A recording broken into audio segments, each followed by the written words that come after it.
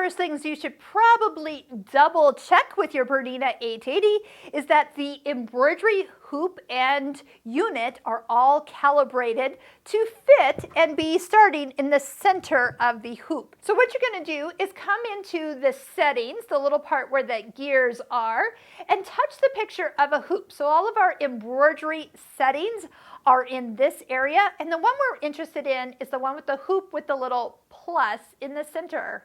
All right, so here is where you will take your hoop. You don't have to have fabric in it, but you do have to have two hoops kind of staying in, so make sure you tighten up that screw quite a bit.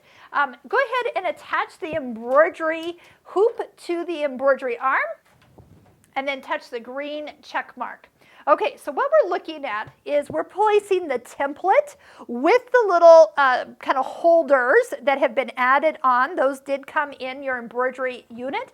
So slip this all the way in until those little holders sit right inside your hoop. And what you're looking for as you maybe turn your needle down is if that needle is right in the center.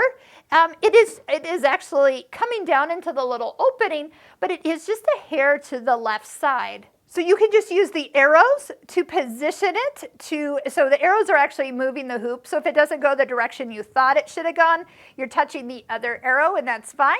So just move it until you find yourself exactly in the center of that hole, which I do find myself in now.